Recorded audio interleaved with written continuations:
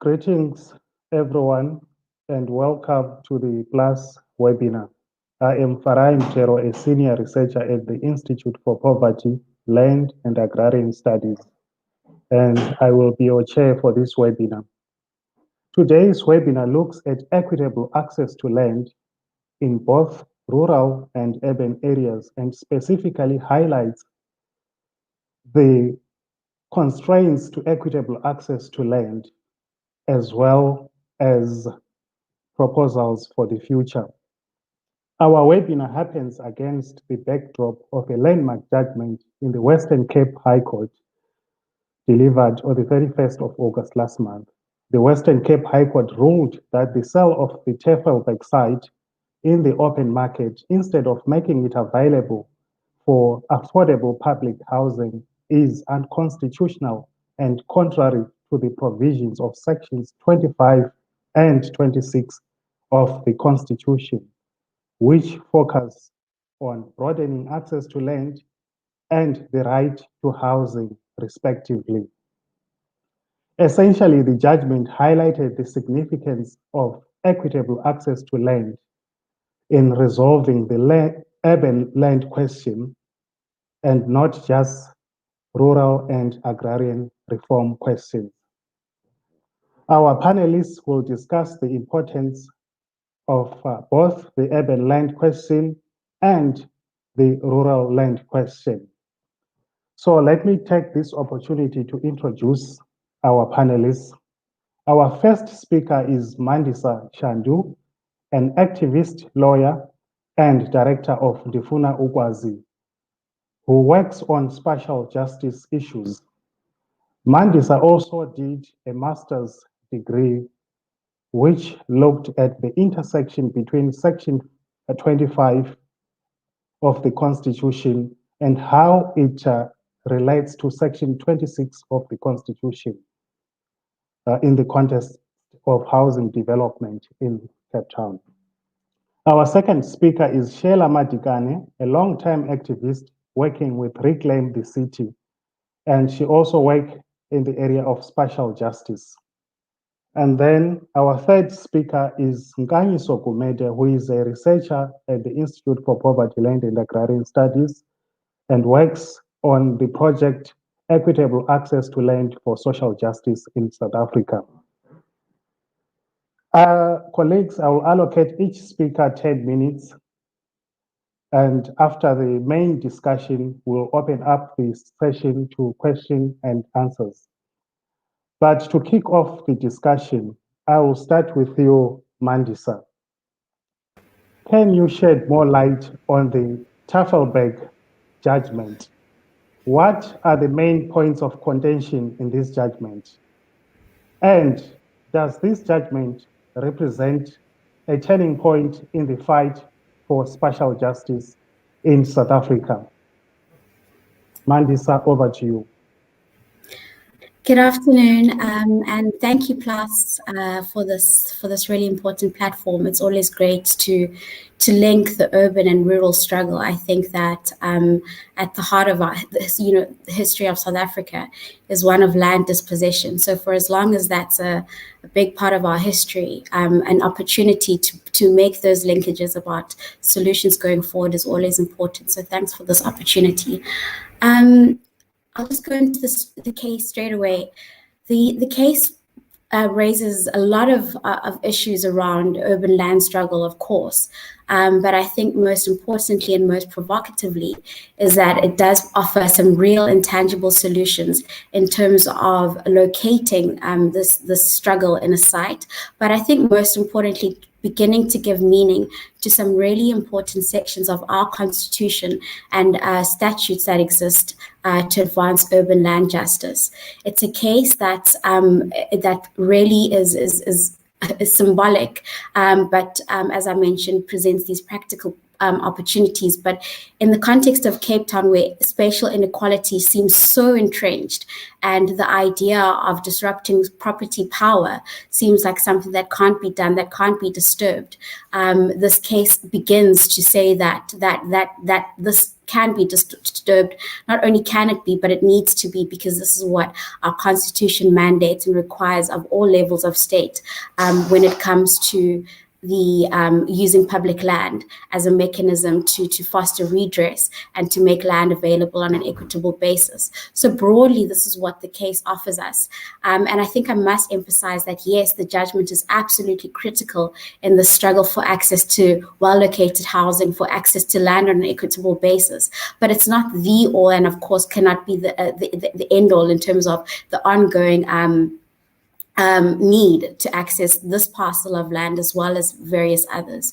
I'll just start briefly with talking about what it is that we raised in court, what the judgment said, what the order is, and what it provokes in terms of a way forward and a new imagination for spatial restructuring in Cape Town.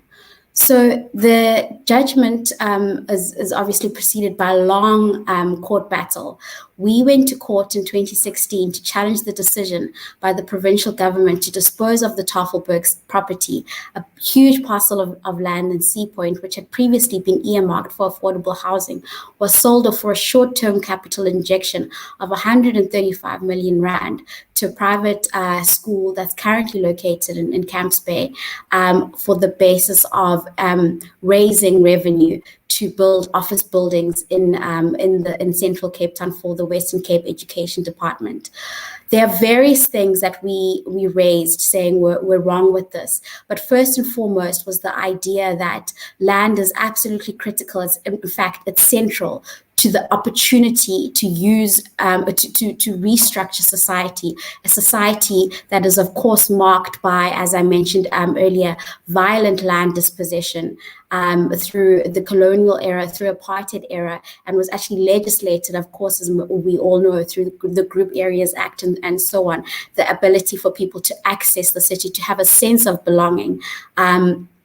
Is really the one of the hugest projects that we've had to do in the post-apartheid era, which hasn't been done. One of the experts in our case actually specifically stated that Cape Town in particular is far less dense, far less diverse than it was 50 years ago before forced removals in areas such as District 6. And so the need to undo that legacy is, of course, a moral one, but we also have now through this case really stated that it's rooted in a legislated obligation as well. That legislated obligation coming from two critical parts of the Constitution, which read together really provide some serious meaning in terms of how we can advance our campaigns and our work for access to for accessing land justice. The first section is Section 25.5 of the Constitution, which this case really importantly addressed for the first time.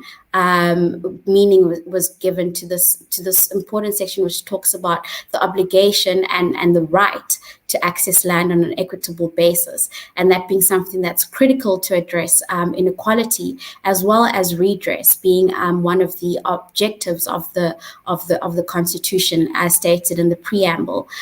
And when we link that important section together with Section 26.6 of the Section 26.1 of the Constitution, which provides for the right to have access to housing, adequate housing, and when we match the need for access to land and access to housing, various things emerge in terms of, well, it cannot then be sustainable to have a very limited market-centered approach to access to land if access to land is really what is required to foster access to housing in a way that doesn't replicate the apartheid city. And what I mean by that, not only accessing cheap land on the periphery in places that don't disturb the very entrenched, very rigid, very stubborn, and very exclusive ways in which people can access the city. And so Location being a huge aspect of this, affordability being another aspect. Affordability in terms of disrupting the notion that certain areas can only have certain people live there who can afford, Cape Town being one of the most expensive cities to live in perpetuates again this exclusion along racial and increasingly class lines as well. And so we're challenging, of course, the historical context within which we found ourselves and responding to the failure by the current government to radically and rapidly release land that it owns to address this obligation. And we're also simultaneously grappling with the contemporary context where we are finding Cape Town being one of the most expensive cities I've lived in as well, but really being dominated by private property power and a market-driven system in terms of how land is viewed. So we really have been able to begin to shift. I think a big part of this Tafelberg case is an ideological battle that market value is not the only way to see land. It has social value, it has historical value, and if it is to be disposed of, these things have to be considered. And so the court the court agreed with this, stating that land is finite. And in fact, what Judge Gamble said in his judgment, which is quite very straightforward, is that people aren't making land anymore. And for as long as the government, in this case the provincial government, has access to land that can be used as a mechanism, readily available mechanism to disrupt the historical and contemporary drivers of inequality, then that's something that has to be considered before it is disposed of, especially if to a private party where this cannot then be used for various socioeconomic objectives, in this case access to housing. So that's critical, the ability to disrupt the status quo, which has been the status quo for far too long, 400 years, for as long as the city of Cape Town has been a place where people have been dispossessed of access to land and not been able to claim space, to have secure tenure, to have affordable housing, is something that's absolutely critical. Just before I hand over to Mam Sheila, I do want to just raise some important things about the Section 25.5, which, as I've mentioned earlier, for the first time has been given meaning to in terms of advancing access to land. Importantly, what the courts did say, and I think this is worth emphasizing, is that the Section 25.5, it talks about access to equitable access to land, and it's distinct from the right to land in that it encompasses appropriate services and financial assistance required to obtain land, which is really then linked to, I think, what the court has ordered both the city as well as the province to do, is to develop a comprehensive report about how they're going to make this access available, how they're going to tangibly give meaning to this right to have access to land on an equitable basis, by coming with a report to say which parcels of land or what strategies, what measures are going to be taken in central Cape Town to give effect to the obligation to use land, publicly owned land, as a mechanism for spatial redress, and that is something that's quite profound. And I think that is profound in relation to, yes, the Tafelberg case, and in relation to, yes, other parcels of land within central Cape Town, but definitely also, yes, in relation to other cities that are grappling with that spatial inertia and an ability to move beyond the rigid kind of apartheid era planning that seems that it cannot be disturbed. And I think so. I do think that it's been really significant to give meaning to this obligation in a way that will begin to disrupt this landscape. Thank you, Mandisa, for those useful insights on the Tafelberg judgment.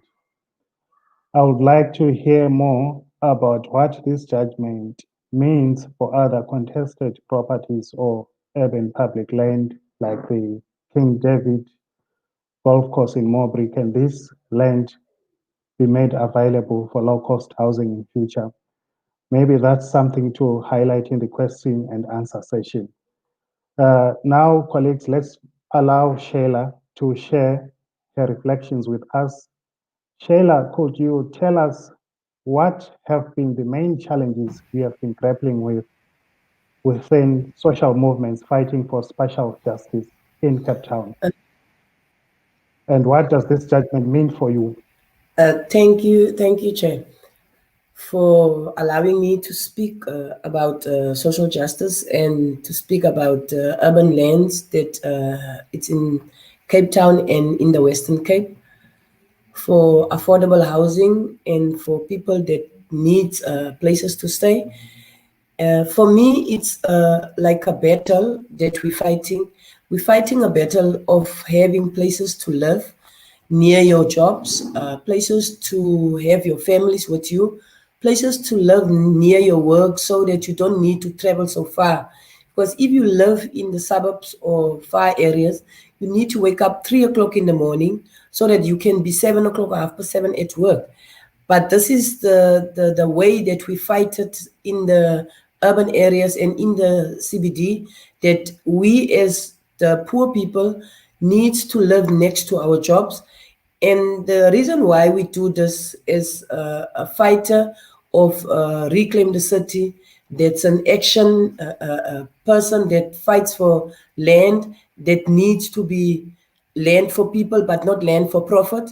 That I think that what they did some few years ago, that people's lives are not more important anymore for people that's got the money. People's lives are being pushed aside for people that needs places to stay. So the profit comes first now in people's lives because it goes about money.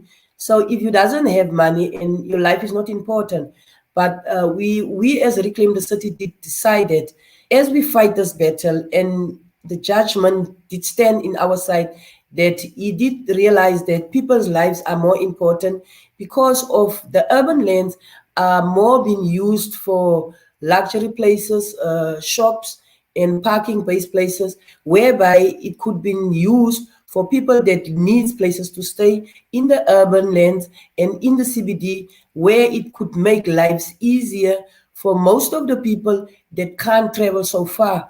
Because most of the people that maybe comes from the Eastern Cape that needs work, that because of works are very scarce in Eastern Cape, so they need to work where they need know that there is a life that they can pick up for their families and their kids. And that's whereby in the struggle that we are fighting, we still need to move on with the struggle. That it doesn't mean that because of the judgment did give us the allowance of winning the battle of the Tafelberg side, but we still need to move on with this, because that's not the only land that we are fighting for to have houses in the CBD and in the inner city. There is still more plots that stands empty. There's still more urban lands that's be able to put houses up in there. But because of the Western Cape government that doesn't allow us to do these things, because of profit, that they want the profits to be first priority in their hands. And for us as fighters that fights for land and not for profit, we're fighting land because we know that that's very valuable for people that's poor, and it's very valuable for us as people that are working, like domestic workers, carers, caretakers, and nurses that doesn't have securities, that doesn't have the money to abilitize their places in far areas. So we want that urban lands to be released for people that doesn't have the money to do their own benefits. Because if we talk about affordability, we talk about from 1.5 maybe up to 3,000, and that is the maximum that we as poor people can afford to rent houses inside the inner city. And we don't want an amount that goes huge above our wages, because most of us work 2 days, 3 days, and only 5 days. And that is whereby it comes in that we decided that because of the evictions that goes on in the Western Cape, and because of the evictions that let more people outside the streets, and that's whereby the streets are so full of people that are sleeping outside, and they've been called vagrants. It's because of, if you can't do it anymore in the house where you were living in, and sometimes the working people that we work with, we take them as our families. But some of them doesn't take it like that, because if you don't have the energy anymore to do what you're supposed to do, and then they let you go, and you end up, some of us doesn't want to go home, because some of us, they know why they left their homes to be in Cape Town, to need a job to work. But it brings us back that in the streets where you live, then that becomes your home. You live outside, and you live in the cold, in the darkness, inside, where you know that it's not possible for you as a human being to be outside. That's whereby we did decide to fight land for profit, not for profit, but land for people to live in. Even like the golf courses, there's places that they're renting out. But if you can find the amount out, it's just a little bit amount that they can give that places away, where they could have built houses for people to live in, and make this city for all, and not city for certain people, because the city belongs to all of us. And if we build the city together, it needs that we need to live all together as a family, and not be sidelined outside, that we need to go stay in the locations, in the urban lands, far away from our jobs. We need to live near our jobs. If you walk out by your door, then you walk into your job, because that's whereby we want the place to be livable for us, and it's whereby we still fight as Reclaim the City. We'll fight for people that doesn't have the power to fight for themselves, and it's whereby we as Reclaim the City come in as members of fighting the profit that doesn't happen for people that can't afford themselves for housing.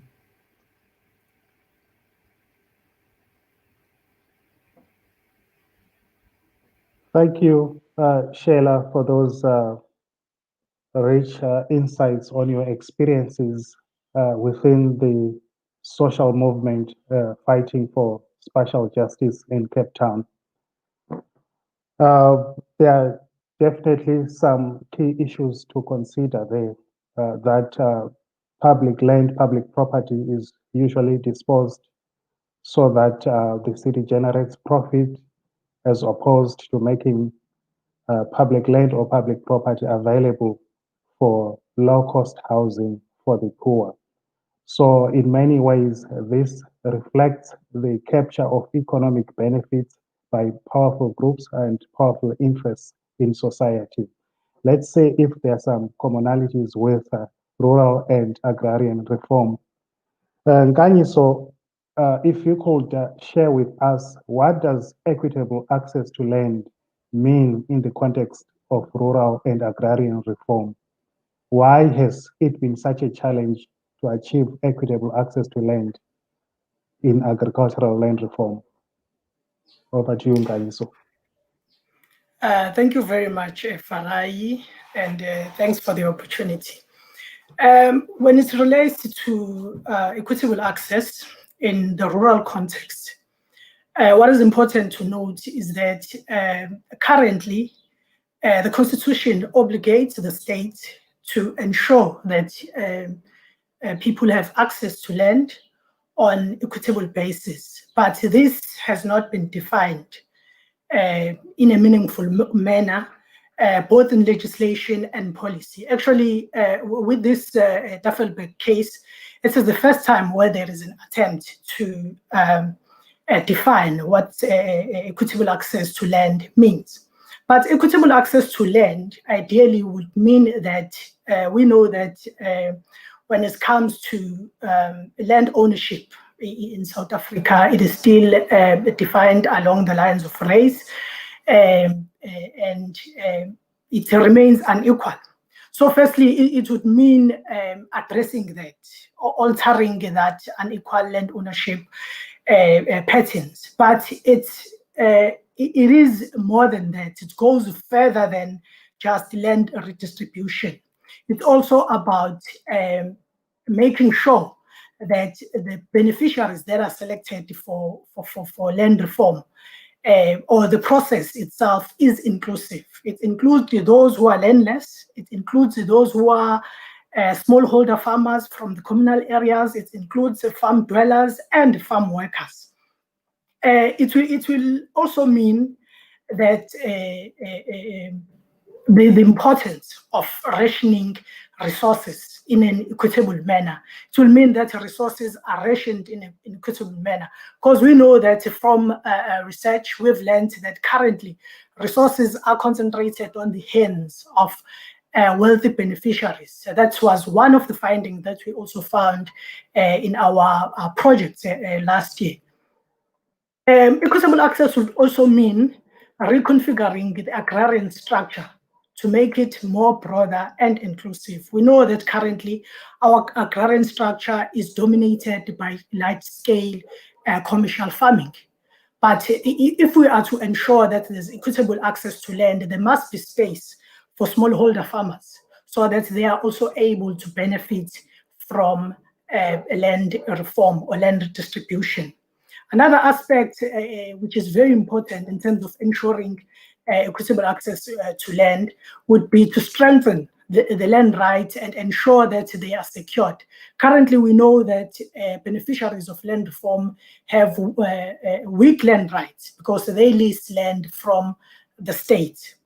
But equitable access to land would also mean access to water, because access to land without water, particularly to those who engage on farming. So what has been some of the constraints that have led to a failure to achieving equitable access to land?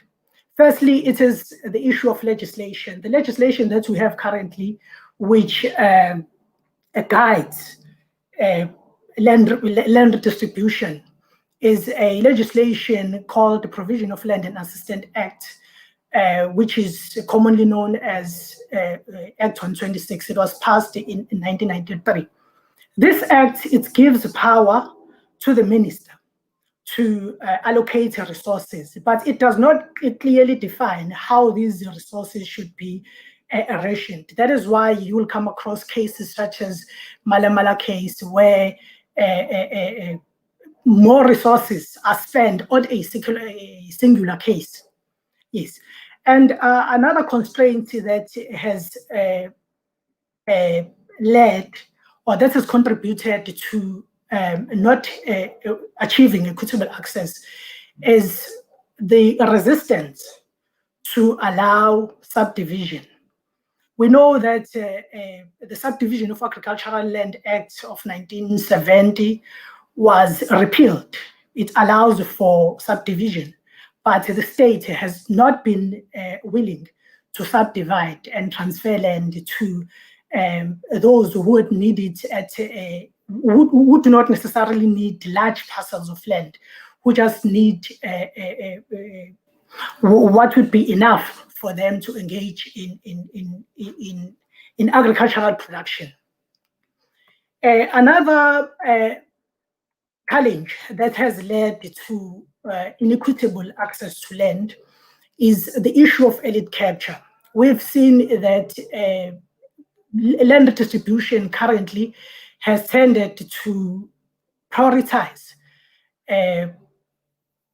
beneficiaries that are well off, but that on its own does not result because of corruption only, but the policy itself, because the policy emphasizes commercial success and it also obliges the beneficiaries to engage in large-scale commercial agriculture, which then meant that when the officials sit and have to decide who has to benefit from land distribution, they look at who can be able to sustain production on farm, which then results in the exclusion of those who do not have resources. Another constraint has been the issue of budget. The budget has been less than 1% of the budget of land reform, which has meant that there were not enough resources for the state to acquire land.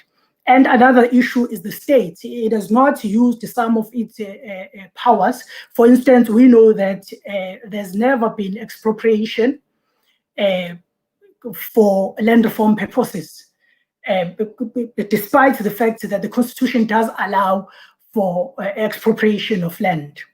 And another constraint has been the absence of integrated land information system, which will help to guide them to be able to identify well-located and a fertile land that can be redistributed to land reform beneficiaries. So there are a few recommendations that I have that can help us to maybe achieve equitable access in a meaningful manner. So what we have currently, we need to develop a legislation that will govern land redistribution, a legislation which will be clear on how the resources will be rationed, because we know that currently well-off beneficiaries tends to benefit more. For instance, in the research that we published last year, we found some of the well-off beneficiaries that maybe would have benefited twice or thrice when it comes to post-settlement support. But when you visit land reform beneficiaries that are not well off, you find that they've not received any support.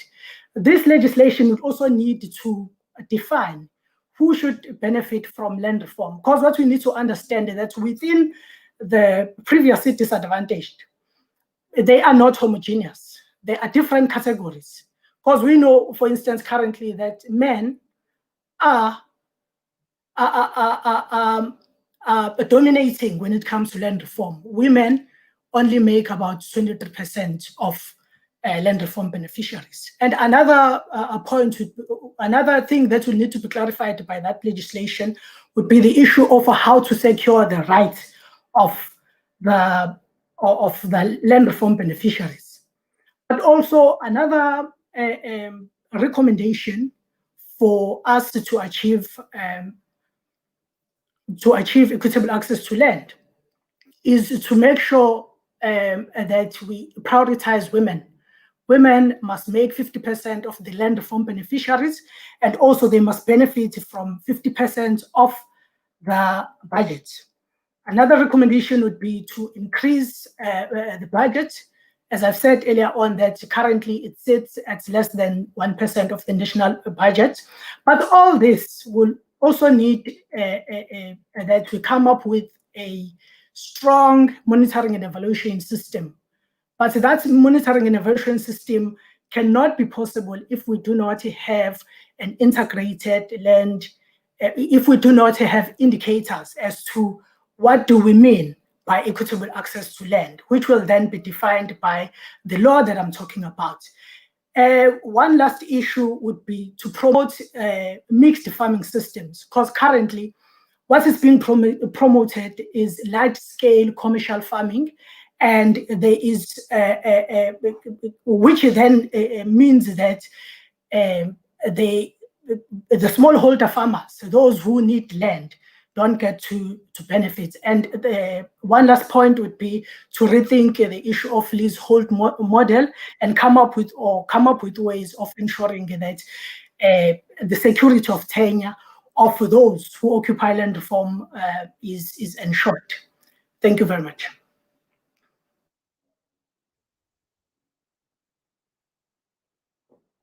Thank you, Nkanyiso, for those useful insights. We will now open the discussion to the audience to ask their questions, direct their questions to the panel.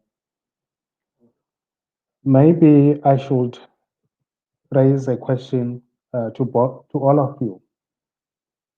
Is expropriation of land the solution to spatial injustice?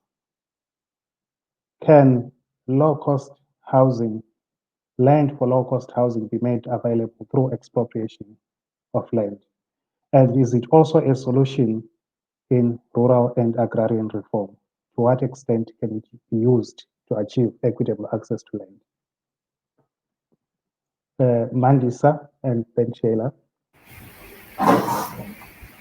Hi again.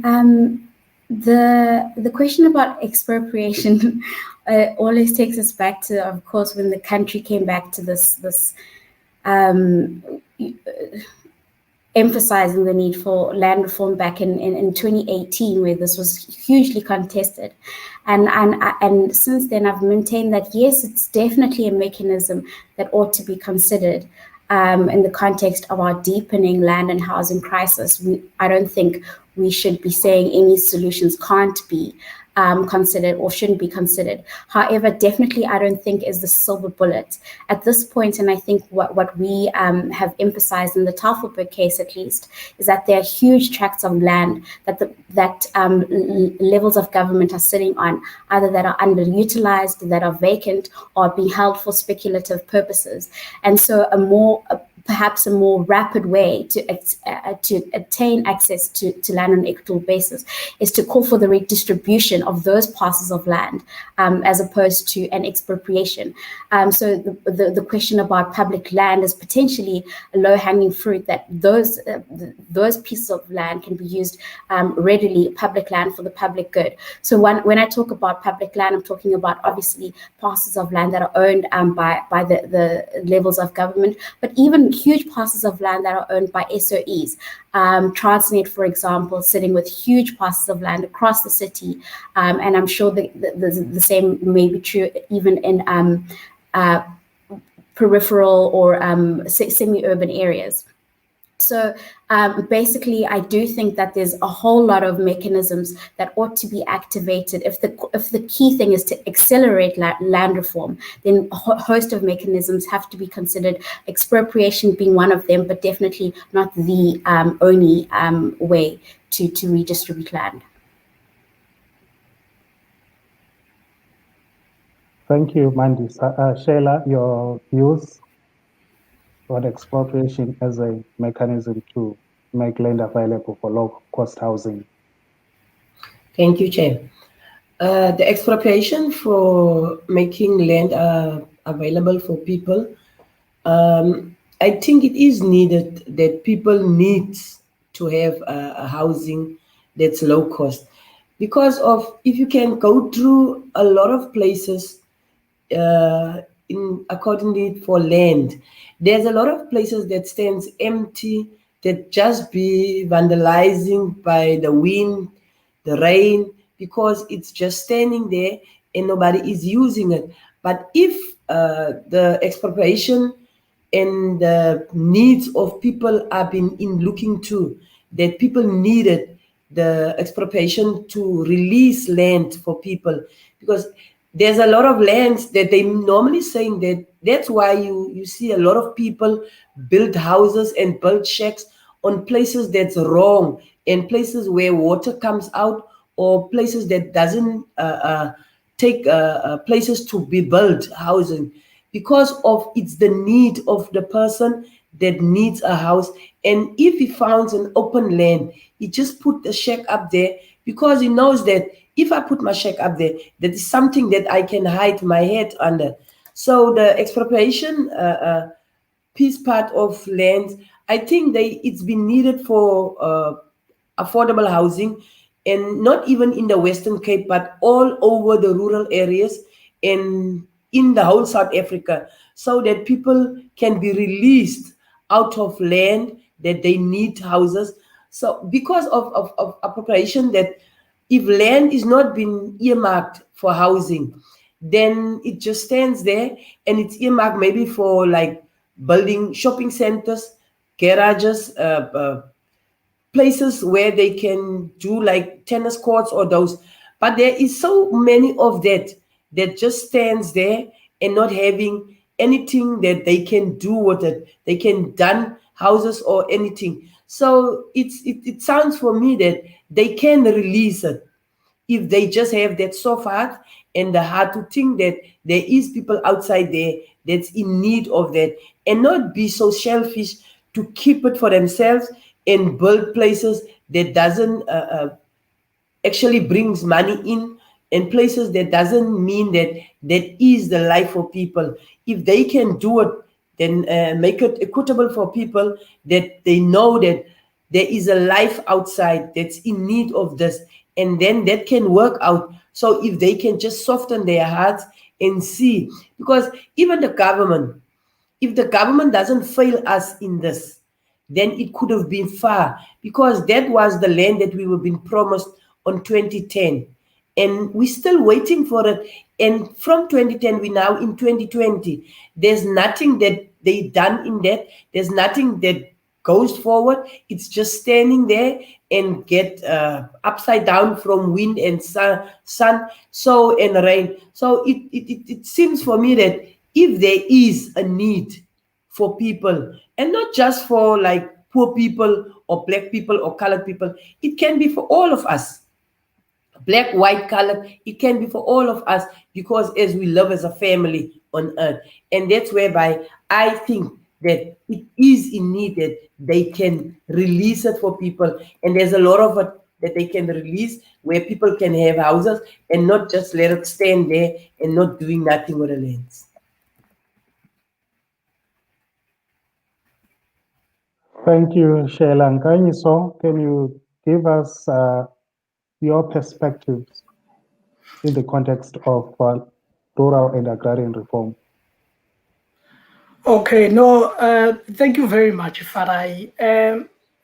Definitely, expropriation does have a role to play in terms of acquiring land, but there are also important questions that we need to address. That now, when the state has acquired land, what happens to that land? So that is why I was saying earlier on that we need a legislation which will govern how land redistribution is done.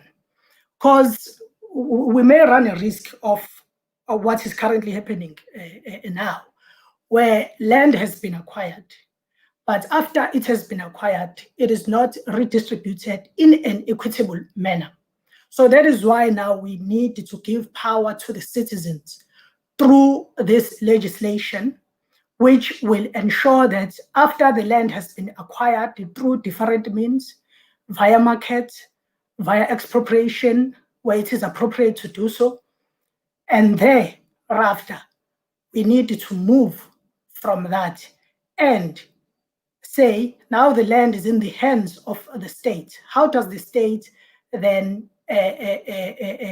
who does the state give this land to? This question is very important because, for instance, as I said earlier on, there's underrepresentation of women. Why is that so? It's because we don't have a clearly defined process of who should benefit from land reform.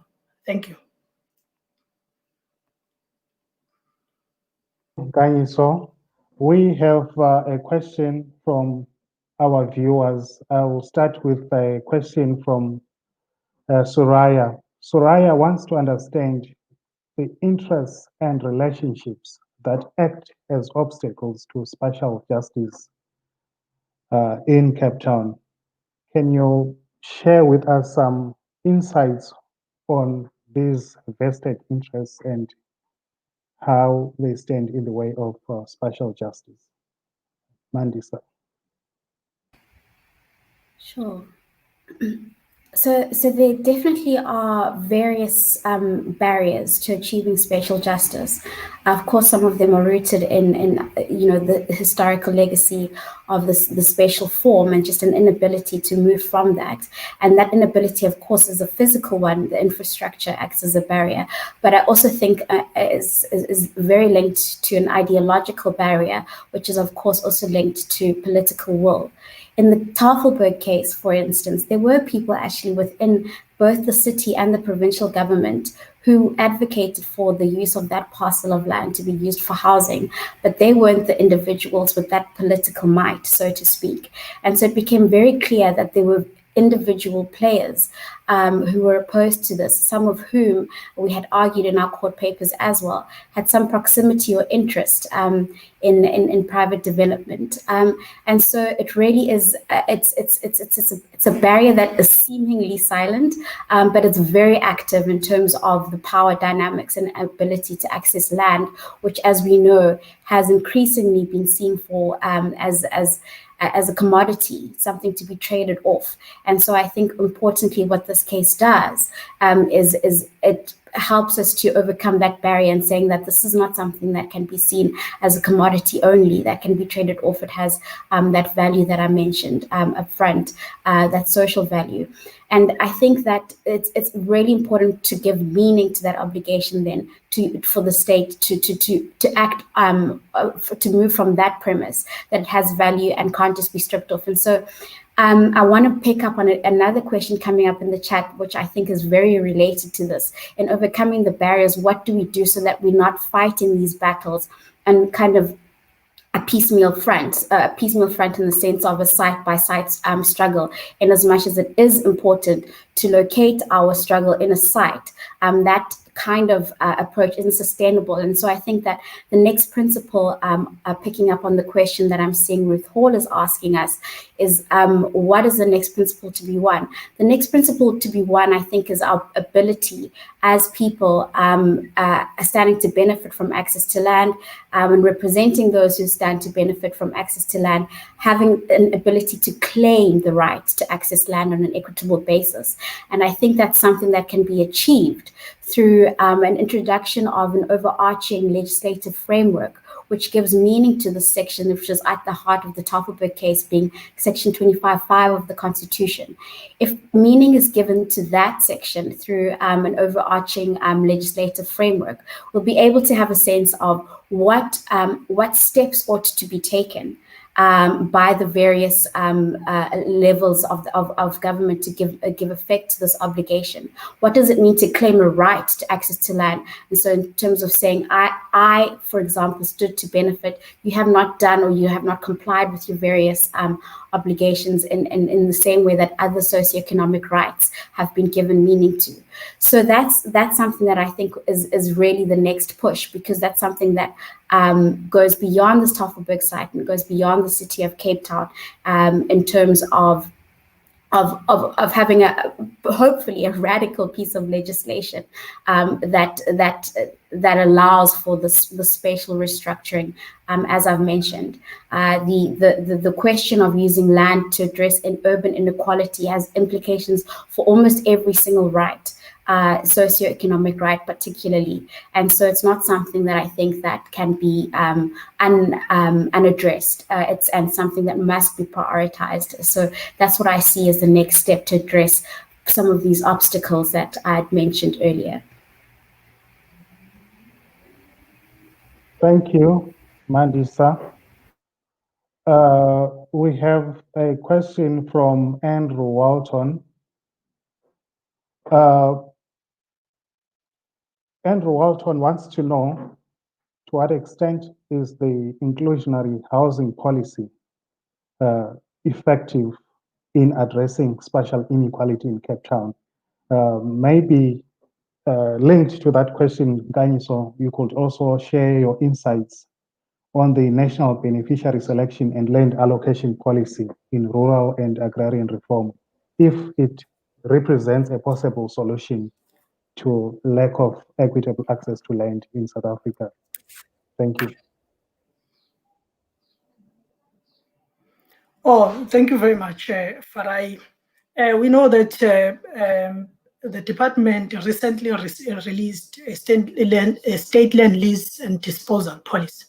So I'll say that it is a step in a right direction. But what I worry is that the policy itself, it does mention that women, for instance, must benefit, farm workers must benefit. But the problem is it does not specify how resources must be rationed. Because what we must know is that these groups have always been mentioned that they should benefit from land reform. But now, since it is not clear how they should benefit, That is how land reform has found itself to be dominated by the elite. Because what happens is that after the land has been acquired, then a large-scale farm is redistributed. And then the beneficiary that is selected is expected to continue with the previous land use on the farm, which is a large-scale commercial production model. So this then leads to the exclusion. So if we don't have an equitable formula, which says that, for instance, 30% of land reform resources or land will be given to, say, the landless, as suggested in the advisory panel report, then we run a risk of repeating the same problems that we've had. So what we need to have an equitable formula that is clearly stated in policy and also in law. And that's the only way where we can ensure that there is inclusion, there's equitable access to land. As I said earlier on, one of the things that could be spelled out there would be to say that 50% of the land that is being redistributed is given to women, and 50% of the land reform resources as it relates to post-settlement support is given to women. So in that way, that is where I see that the state land disposal policy is failing. However, there are some progressive moves from the policy itself. For instance, the fact that the land reform beneficiaries can now be able to purchase farms after 5 years of occupation of the farms. But that on its own, it's still a limit to those who do not have resources. And another thing which we've debated a lot with my colleagues at PLUS is the issue around the fact that now it includes, for instance, the spouse of civil servants, that they can now benefit from land distribution. This on its own says that this might lead to a conflict of interest, and where there are also issues of nepotism. But also on the issue of like introducing transparency, because we know one of the issues that we've struggled with in selecting beneficiaries is the issue of transparency, how the beneficiaries are targeted and selected. It says that now land will be farms will be advertised. That is a good suggestion, but the problem with that approach is that some of those who are poor may not be able to access such information, especially when they use medium which is not accessible to those who are poor. Yeah, I will just end there. Thank you. Thank you, Ganyiso, on those useful points on the National Beneficiary Selection and Land Allocation Policy. Mandisa and Sheila, do you want to share your views on the effectiveness of the land housing policy?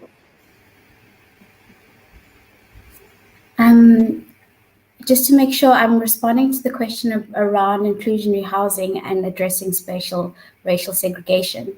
So just upfront, the City of Cape Town currently does not have a policy for inclusionary housing, so to regulate the private sector to develop affordable housing in the city. It's something that we, as well as others, for example, including the Development Action, including DAG, have been advocating for some time. And the reason that we've done so is because, in as much as, yes, I have mentioned the need to use public land to access for access to land on an equitable basis, the role of the private sector can also cannot be excluded.